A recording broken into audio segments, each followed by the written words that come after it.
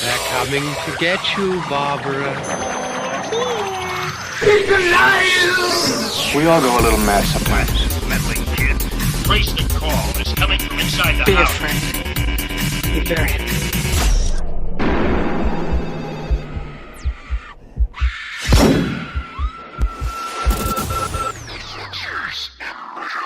How's it going, people, and welcome to an all-new episode of Adventures in Murderland. We are, as far as I'm aware, the only LGBTQ plus true crime comedy podcast hosted by me, Mike James, and the masked British vigilante to my Natalie Portman, Alan Cassidy. Hey. Hello. Are you saying that just because it's bonfire night? Yeah. And Viva Vendetta and all that sort of connotation. So this is part 2 of our impromptu two-part on Very impromptu. on Larry Eyler, aka the Highway Killer.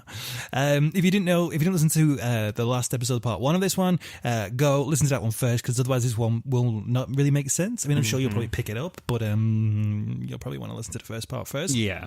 The last episode, we weren't intending for it to be a part tour, but Two-parter. But yeah, with the fact that we were going through the story, and then we realised, shit, there's a lot more to go, and we're already an hour in.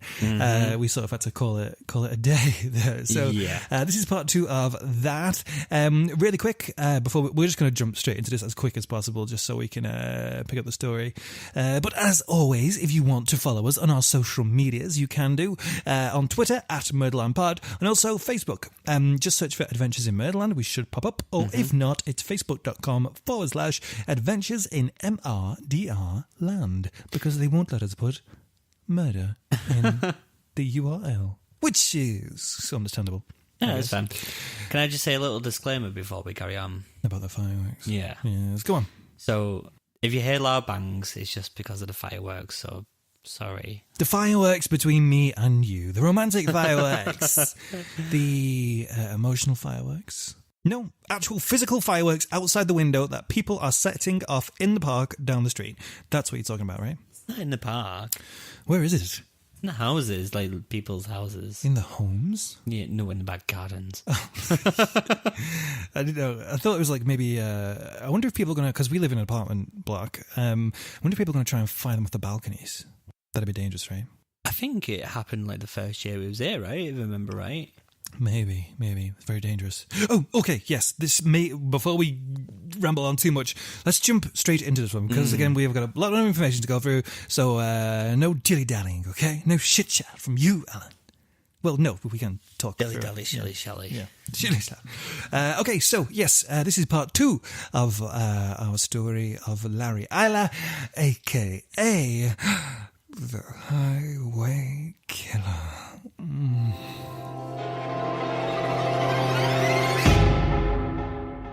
So, Alan, do you remember where we left off last time? Oh, God, there was so much information. So much information, just don't even know. Well, I'll let you know where we left off to, for the listeners at home and for you as well.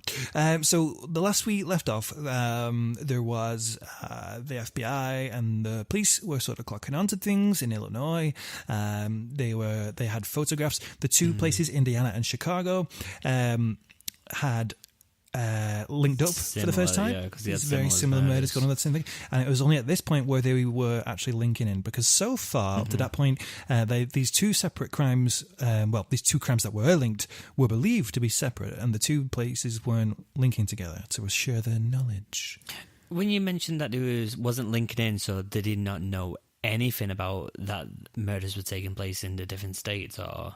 No, because if you remember last time, we mentioned the fact that the FBI database, the electronic one, wasn't created in this point in time, or the police database, whatever it was, wasn't created in this time. So they didn't have any knowledge of it.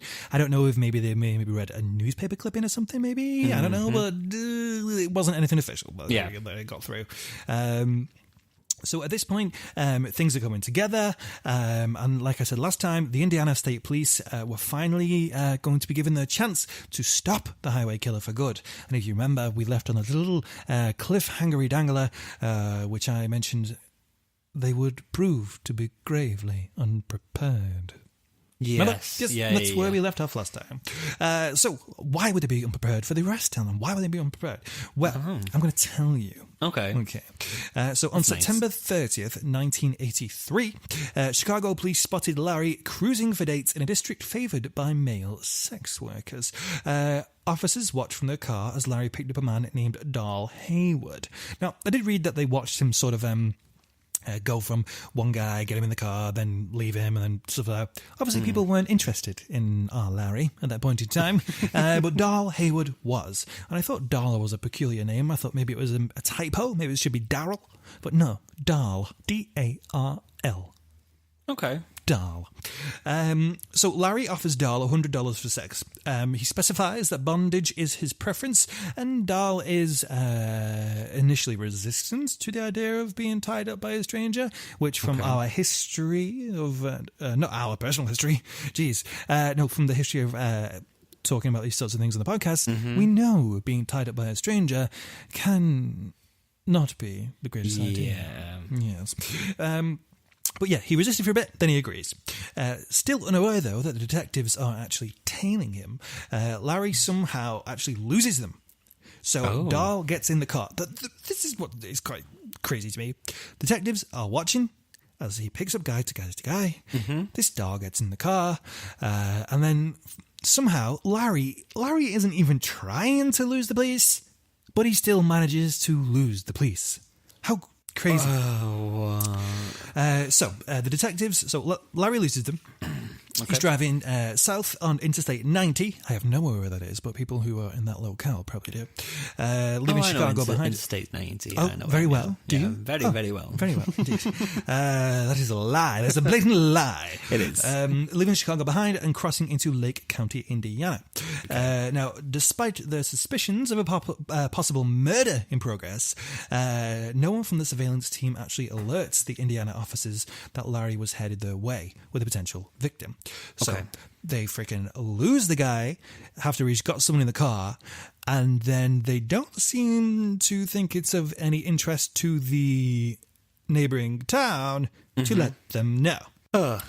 Not the best police work in the world. But it seems like I think we say a lot of these episodes, it seems to be like a common running theme. There are ups and downs. By no means these are the worst police officers. These are actually quite good police officers in general.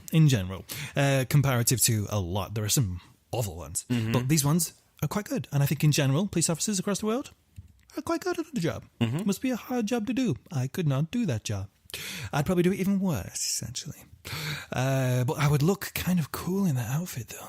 Oh, no, not the British one. The British one does not look cool. With the hard out? Yeah. Like the little weird thing that PC blood. Pregnant people can wee in them, apparently. Is that what they're for? No, that's not why they're that big. But I've heard that apparently pregnant women can... I don't know if that's an urban myth or not. That, like, if a pregnant lady asks a policeman for his hat, that he has to give it her to wee in. I don't know if that's a lie. Maybe that's a lie. That's just an open display of exactly how gullible I may be. So Larry and Darl are driving away, and Larry parks along the highway. Him and Darl got out the car and went off to do the deed, so to say.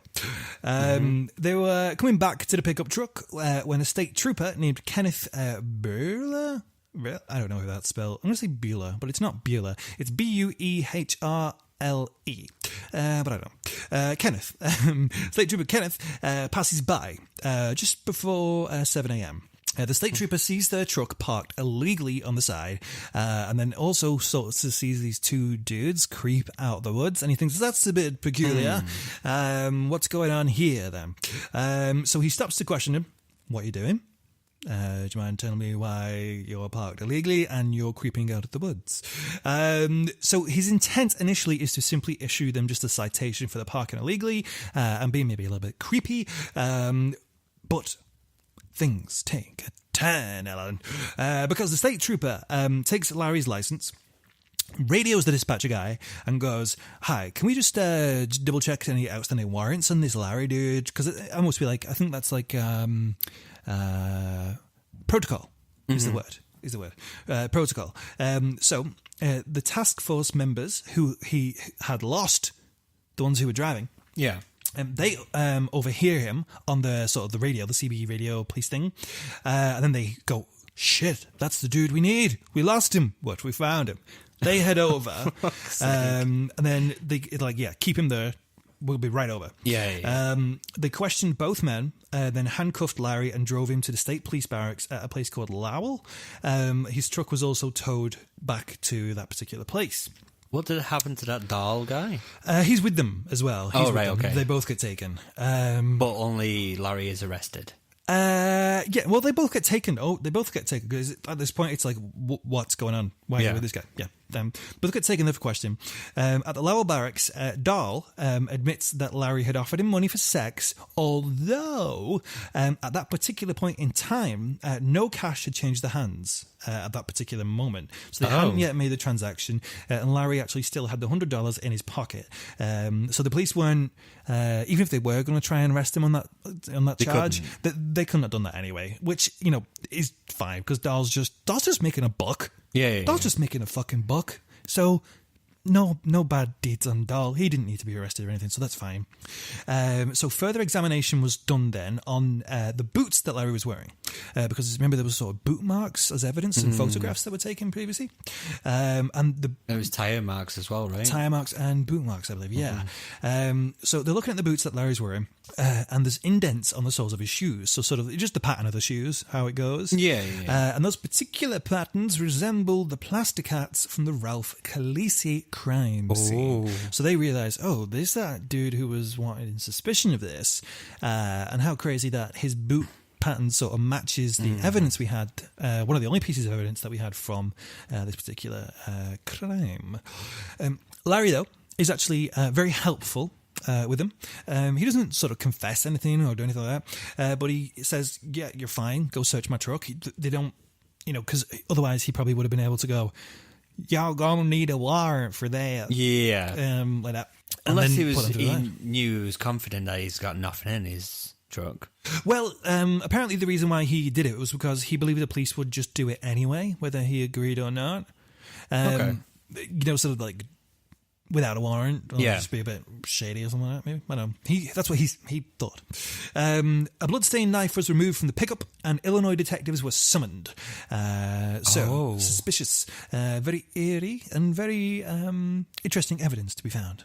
But, Alan, the Illinois police detectives arrived too late. What? Larry Eyler was released without his boots, a phone call or advisement of his legal aids at 7 p.m. So he was released. Why? Well, this is something that, put a pin in that, and this is something that will creep up later on. Okay? This is something that will creep up later on. But yeah, very interesting as to why, if this evidence is so strong against this guy, why would you let him go? Yeah. That is the question. Especially when you find a bloodstained knife. Yeah, you would think, right? You would think. So the next morning, shortly after 4 a.m., Lieutenant Jerry Campbell led a squad of officers to Larry and Robert Little's home. Because remember, Larry was living with that guy called Robert Little as well. This time, they had a search warrant for it, so they were able to go have a good old rummage around the boudoir. Among the items seized from the boudoir were handcuffs and credit card receipts from Larry's room, plus telephone records that were found in the kitchen. Larry wasn't arrested at that point, and his pickup wasn't impounded. You look confused. No, I'm just thinking, why did he take them items? I think they just went there looking for any and all evidence they could possibly find. So they would just go, okay, let's take this, the handcuffs, because obviously that's people have been tied up with handcuffs on the marks, the bodies have been found with it there. So handcuff marks, credit card receipts, because they'll be able to see where he's been going, using the credit cards, and also telephone records as well, because similar thing really. Who have you been talking to? Why have you been talking to certain people? Where have the calls been coming from? And everything like that. Yeah. Larry wasn't arrested, like I said. His pickup wasn't impounded by the police, but they figured they had a good amount of evidence from that to go off. So they just started a little mooch about, let's take some evidence. We really want to try and get this guy. It's the vibe, okay? Like, we really want to get this guy. Let's just go in, let's find some shit. Let's have a little nosy, and let's hope something comes up. Okay. Something did come up, Alan. The phone records in particular surprised them, revealing a pattern of long-distance calls to Robert Little's home number, placed from various locations, often in the dead of night.